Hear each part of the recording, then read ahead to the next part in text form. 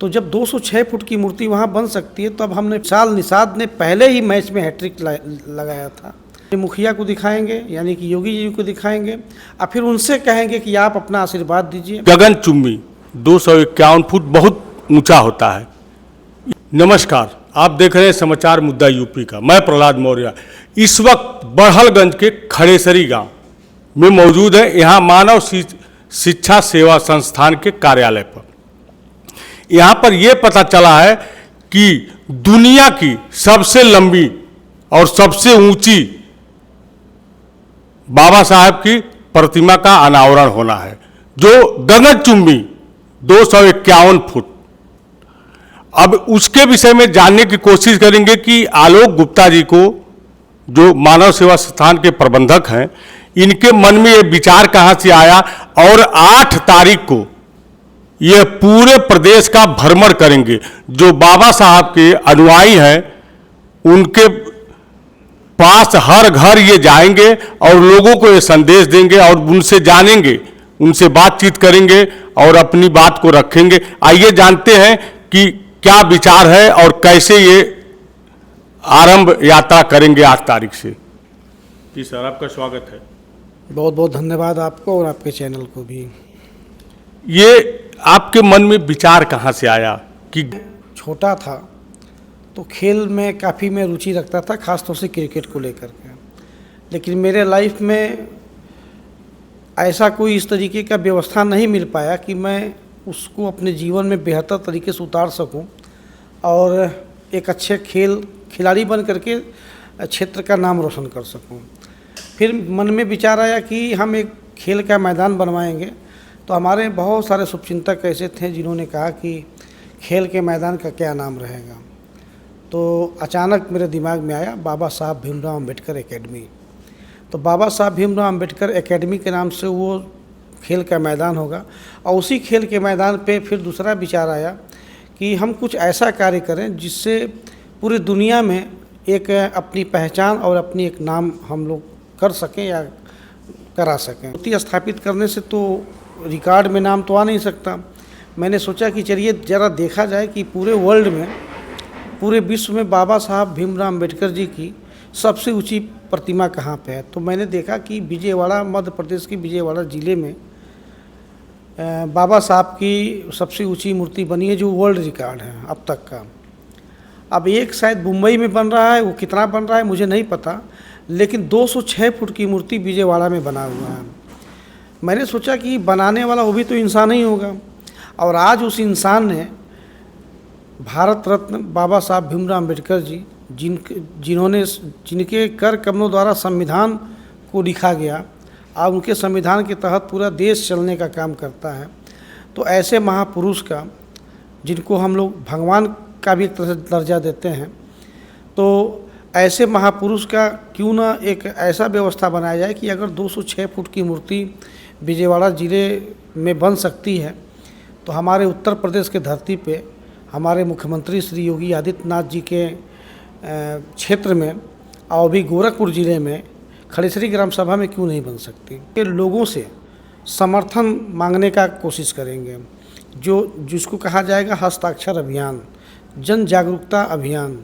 और उस जन जागरण और हस्ताक्षर अभियान के तहत हम लोगों तक जाएंगे, जन जन तक जाएंगे, लोगों से समर्थन मांगेंगे कि हम ये काम 251 फुट की मूर्ति को स्थापित कराना चाहते हैं और बच्चों के लिए एक खेल का मैदान बनाना चाहते हैं, जिसमें बच्चों को अपनी प्रतिभा निखारने का और दिखाने का एक सुनहरा अवसर भी उनको मिलेगा।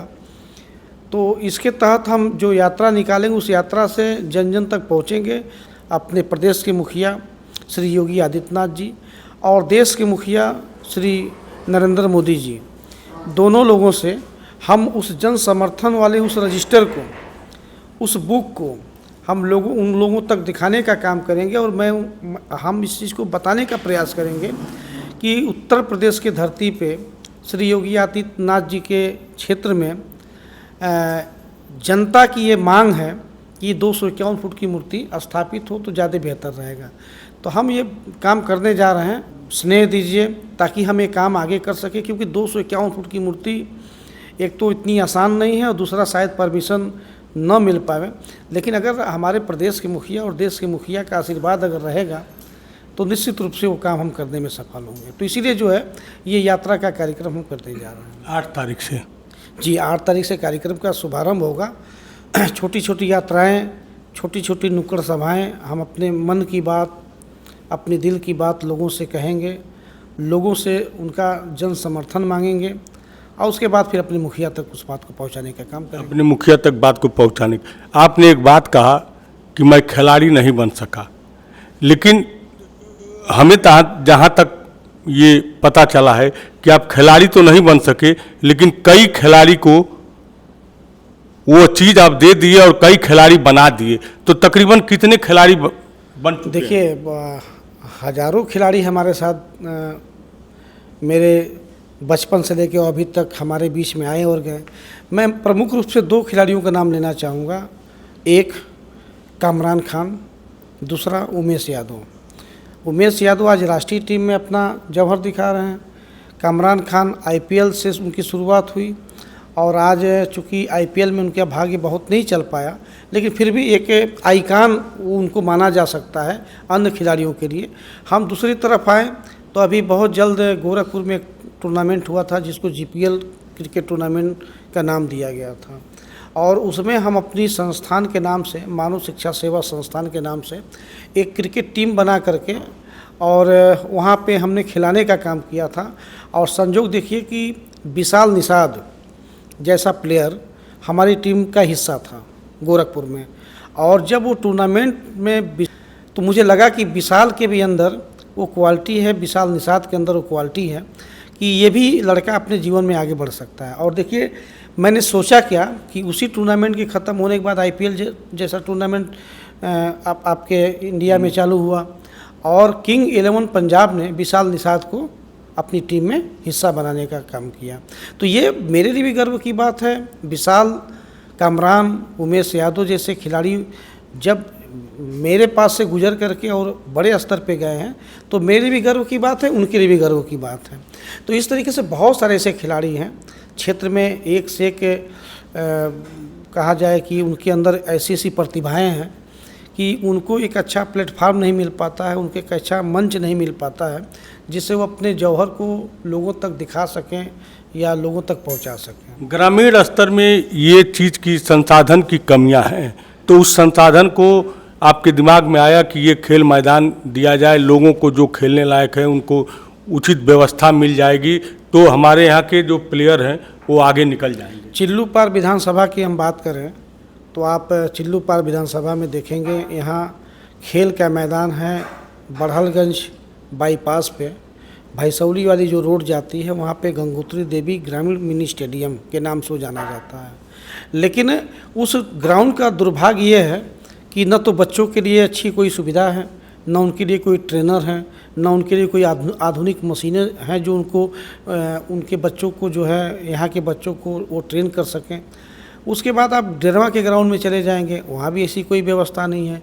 एक इंटर कॉलेज का खेल का मैदान है जिसमें आए दिन कभी सर्कल लगता है तो कभी मेला लगता है, तो यहाँ बच्चों के लिए ऐसी सुविधाएं है ही नहीं है। तो हमने सोचा कि जब हम बाबा साहब भीमराव अम्बेडकर जी के नाम से जो एकेडमी हम बनाएंगे वो बच्चों के लिए सारी सुविधाएं हम उस पर उपलब्ध कराएंगे। यहाँ तक कि सिर्फ क्रिकेट नहीं बल्कि वॉलीबॉल हो, फुटबॉल हो, हॉकी हो, कबड्डी हो, बैडमिंटन हो, तमाम जितने भी खेल होते हैं तो जिस प्रकार के बच्चों की रुचि रहेगी उस प्रकार से उनको ट्रेन किया जाएगा। और अपने एकेडमी के नाम से बच्चों को जगह जगह खिलाने का भी हम काम करेंगे। तो चूँकि अभी ये लंबा सपना है, अभी तो यात्रा के तहत जो है हम इस संदेश को पूरे उत्तर प्रदेश नहीं बल्कि मैं कह सकता हूँ कि ज़रूरत पड़ी तो पूरे भारत में यात्रा करके ये जन संदेश लोगों तक मैं पहुँचाने का काम करूँगा और लोगों से समर्थन मांगूंगा। और समर्थन मांगने के बाद फिर मैं कहूँगा कि अपने प्रदेश के मुखिया और अपने देश के मुखिया योगी जी और मोदी जी तक ये बात मैं पहुँचाऊँगा ताकि उनका सहयोग और आशीर्वाद मिले, आदेश मिले, निर्देश मिले कि हम ये काम कर सकें। तो ये काम कर